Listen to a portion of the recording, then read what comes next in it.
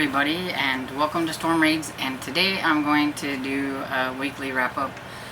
Like I said before, I was going to not do the vlogs right now and kind of save those for like maybe some fun little things in the future, and just do a weekly wrap-up of what I read. So I read 5 books this week, and I don't think I had a bad one in the lot. They were all fairly decent.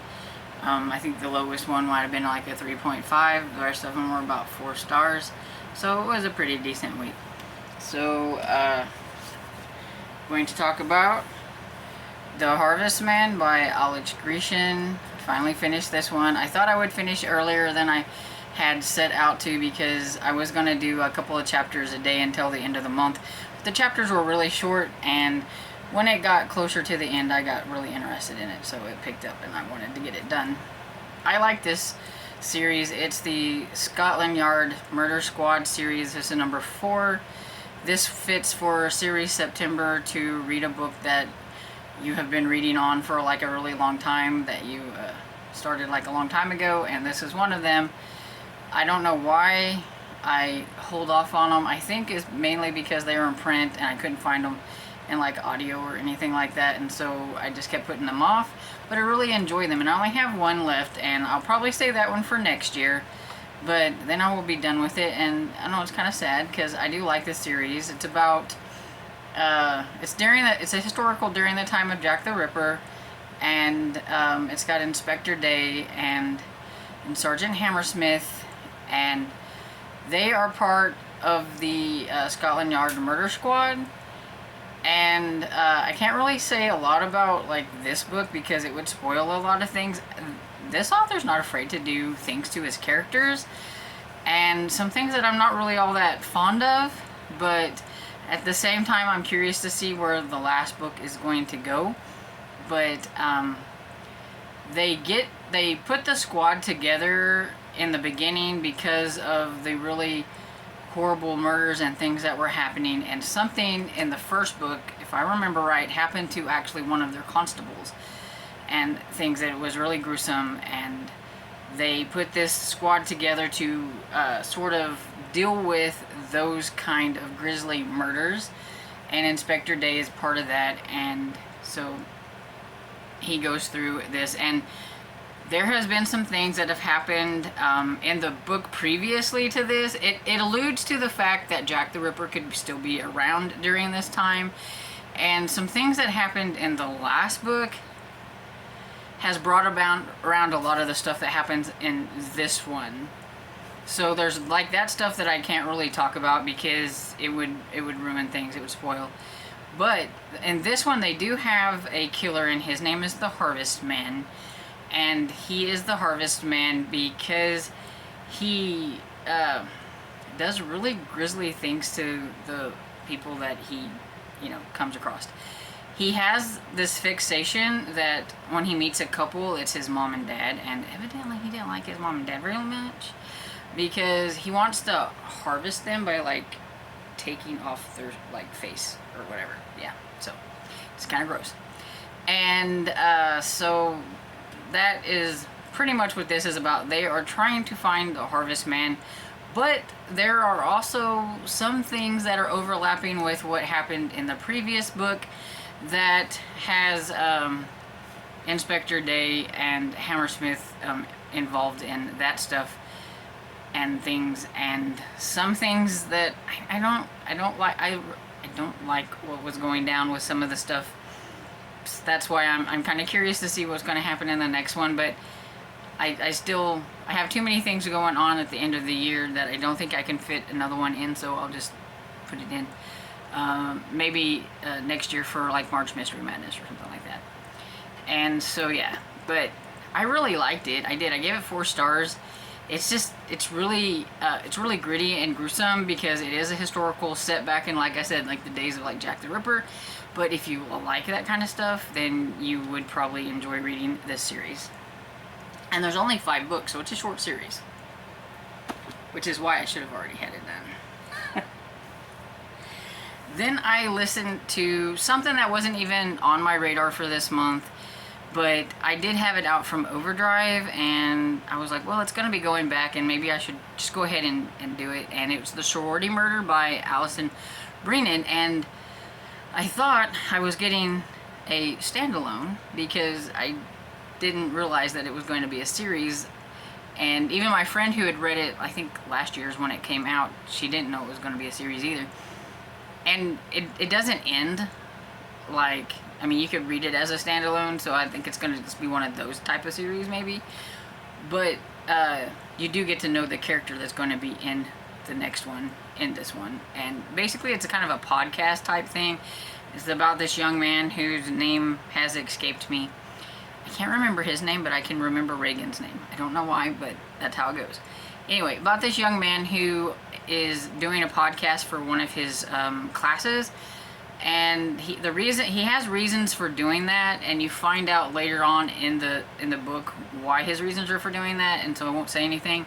But he's following this case. It's a cold case about this one girl who was murdered, and everybody thought it was maybe an accident, and he thinks it's murder because he actually, because of what he's doing and where he's been working, he got to see the autopsy, and the autopsy had like pool water or chlorine water in her mouth, and not like lake water or whatever where they found her. And so he thinks that, you know, something sketchy was going on, and so he wants to figure it out, and he starts asking some people about it, which kind of provokes this whole, you know, he pushed at the wrong people and got some things going.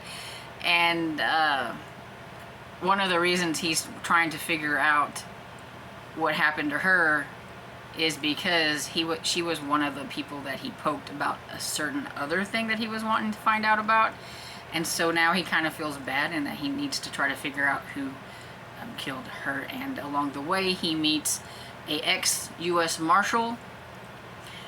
She had some bad things happen to her, and because she was a pretty good U.S. Marshal, she had acquired some enemies, and one of these enemies, and it ruins her marriage and everything, and she quits being a U.S. Marshal.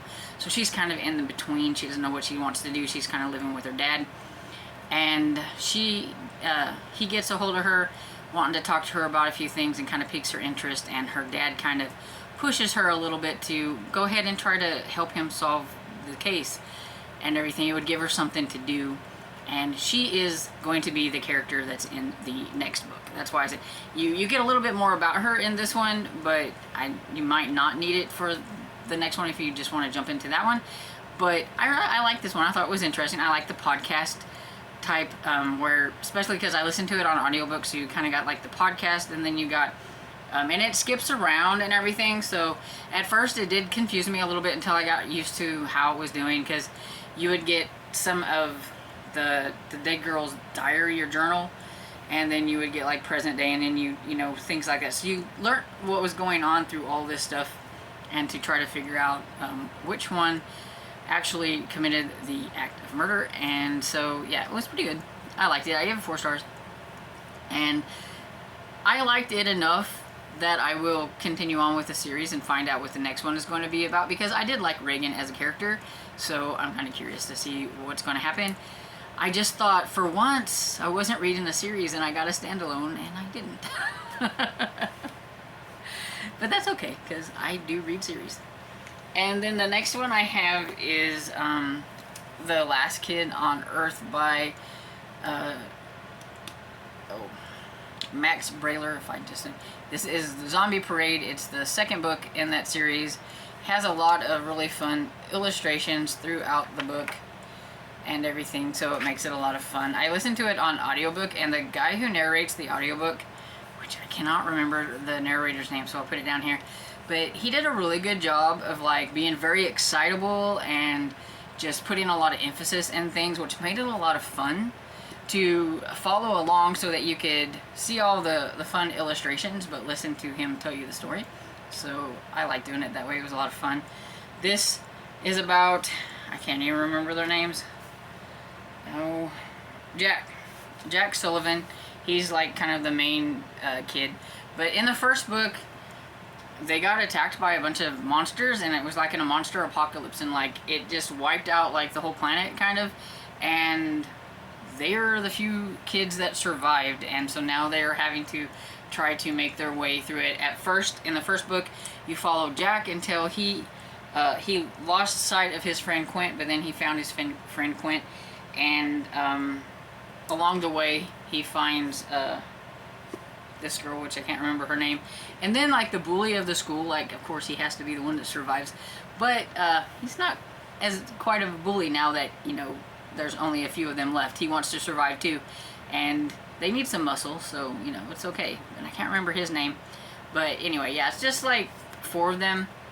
So this would do really well for one of the prompts for my Halloween.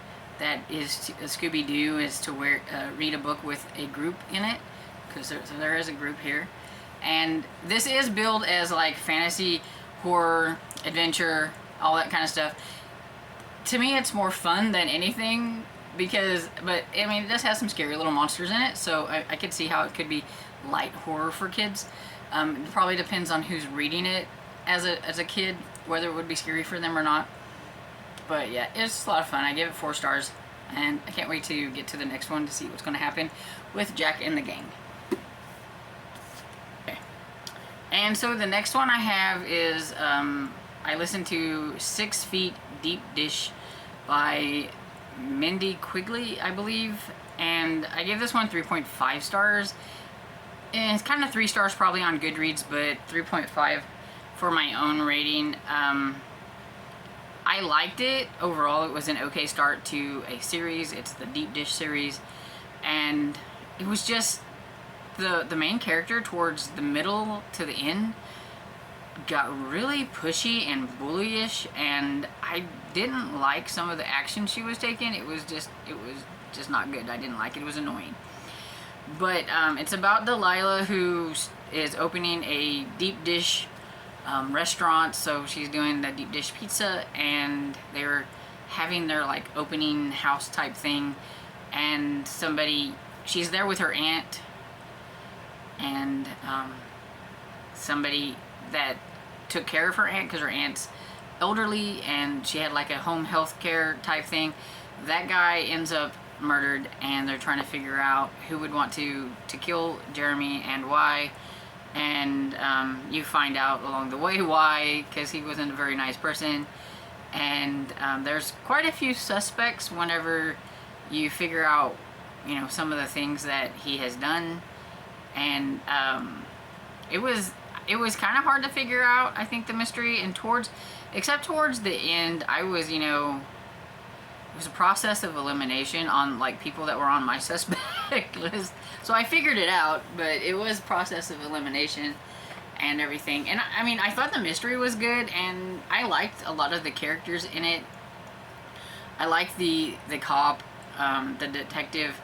His name is Detective Capone, and I don't know, it's kind of funny, but it made me roll my eyes at the same time, because it's like his great grandfather or whatever it is was like Al Capone or whatever, and it was just like, really?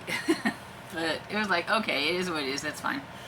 But I liked her friend Sonia, I think it was, and her aunt Biz was a lot of fun, and I can see some of those characters being fun going forward. So I do hope that the main character is not quite so bossy, pushy, bullyish in the next one. Like, she had like the audacity to be like upset because the detective actually arrested somebody before she could give him like the 411 on why she thought that person should be arrested or whatever. It's like, I can't believe he did his job. It's like, really? So yeah, but overall it was okay. And so I will try the next one, but I just hope that she gets better as it goes.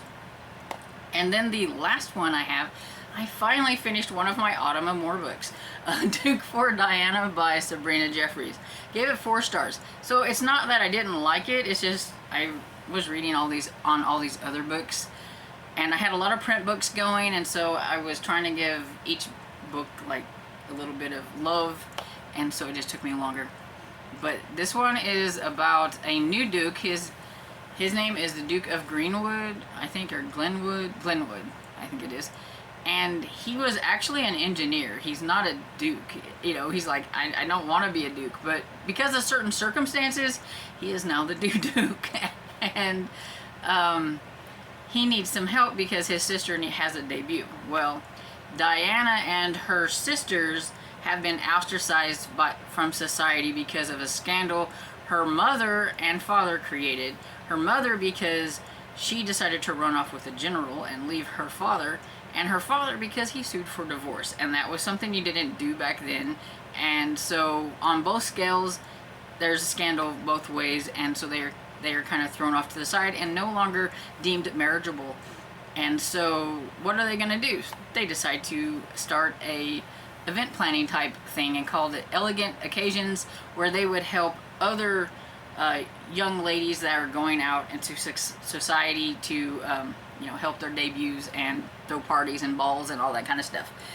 And so the Duke hires them to help his sister because his sister doesn't know how to act in society either, and there's a certain standard for a duke and lady and all that stuff, and so they're going to teach her about fashion and dressing and foods and dancing and all them kind of good things, and help her meet the queen so that she can get put out into society and have her dinner and then a ball. And he's going to throw this stuff whether he likes it or not. He scoffs at the amount of money they want him to spend for these things. But yeah, it was fun. The banter between Diana and the Duke was a lot of fun. They got off on the wrong foot a little bit at the beginning, and it was just from there, it was just they like to bicker back and forth, and a lot of times it was more in fun than anything. They just like to get under each other's skin a little bit. The Duke has a problem though, and that problem he thinks deems him not marriageable right now, and so of course you're gonna have to figure out that kind of stuff to, you know, have your happily ever after. But I liked it. I thought it was a lot of fun. The next one I think is going to be about Eliza, which is the eldest sister, I believe. She had been married before the scandal broke, but then her coward of a husband decided to flee and go into the military, and told her that she needed to stay there. He could have took her, but he wanted her to stay back home while he went and done that, and then he ends up getting himself killed. And kind of like, that's what you get. So she's a widow, so I'm kind of curious to see how things are going to go for her. And I liked Verity too, the other sister, so I'm really excited to see all of their stories. It seems like there's like a little mystery around Verity because she keeps seeing this guy who is like always in the shadows. It seems like he's following them around, and so I don't know if he's gonna have something to do with her story, or why he's following the sisters around and she's the only one that ever sees him. So I'm kind of curious about that. So we'll see how that goes. But yeah, I can't wait for another one. I love Sabrina Jeffries. She always brings good ones to me. I've liked everything that I've ever read from her so far. So there's that. And that's all the books that I have read. And I'm just going to quickly go over some of the stuff that I'm currently reading. And mainly I'm going to go over these because you've already seen them all before, so there's really no use in making like a separate video for things that you already seen before. So I am still working on The Spell for a Lost Things by Jenna Evans Welch. I am pretty much about halfway through it, so I'm doing really good. It's really weird. I mean, I like it, but I like Willow better than I like Mason. Sorry, I just don't like Mason. He's just really drags you down. And I know that his character and the reasons why, but the witchy stuff with Willow is just more interesting than Mason and his foster care parenting thing. So, Willow is like finding out all this stuff about her family and the witches and everything like that. But the thing is it's supposed to be, I think, a romance between Mason and Willow, and I'm halfway through it, and we really just now got them connected. So I thought that was kind of strange that I had all of this to get to where maybe Mason and Willow are finally going to hang out. Like, they've seen each other, but they've not actually hung out with each other yet. So it seems a little insta-lovey because like Mason is like instantly attracted and she's like instantly attracted, though they don't even know each other. And so I don't know, but so far it's okay. And I am working on my Mouse Watch in Space by J.J. Gilbert. I am about page 54, so I haven't gotten very far into it, but I'm liking what I've read so far. I'd like to work a lot more on that one. It is small, so I should be able to get done with that one this week. But then I did throw in The Zombie Stone by K.G. Campbell, and this is the second book in the zombie problems. I didn't even know that there was another one out, and so this one's been out for a long time, but that's how I forget to check with series that I've read that I know there's going to be another series. I'm trying to get better at that, but when this first one, Small Zombie Problems, came out, it just fell off my radar, and I saw this at the library, and I was like, oh wait, I read the first book. And so yeah, I'm having fun with this one. I remember enough from the first one that I'm doing okay. I'm about 46 pages into this one, and in the first book, he's not allowed to go out, but when he does go out, he ends up with a zombie who follows him home, and the zombie happens to be kin to him, like from a long time ago, and everything, and he can't seem to get rid of her, and the only way to get rid of her is to find this zombie stone. And that was what's kind of started in the first one, that they were finding out about this stone and things. And in this one, he is trying to actually find the stone. Things are not going quite so well for him in the beginning, but he's trying. I am also still reading on The Witching Hour by Anne Rice. I need to get to here, and I'm here. So I've got like this much to go. So I will be finishing this out this week, and then I'm saving the rest of it for October because I'm splitting this into 2 months. It's too much for just 1 month, and I had all these other things that I want to get read, and so I want to finish this one out so then I can concentrate on the other ones, and then just finish the rest of this next month. So almost done with that one. I did add another ebook. It's the second book that I need to read for the Autumn Amour. I'm so behind. This one was for my Sweet and Spicy week, and it's Her Darkest Secret? I never can remember the title. Anyway, by Jessica R. Patch, I believe. It's a love-inspired suspense. Just started it, only like 3% into it, so I don't really have anything to say about that one, except it seems like it involves somebody who works with finding serial killers and stuff like that. That's what I've gained from this so far. So we'll see. Maybe her dark secret is that she got away from one when she was younger. I don't know. We'll see. And yeah, that's pretty much, I think that's everything. Yeah, I'm sure I'll add something, or that I have something else going that I can't think about, because you know that's how I roll. But yeah, I don't want this to be any longer than it already is, so I'm just going to cut it off here. So, I hope you enjoyed this video, and if you did, please give it a thumbs up and subscribe, and I will see you all in the next video. Bye!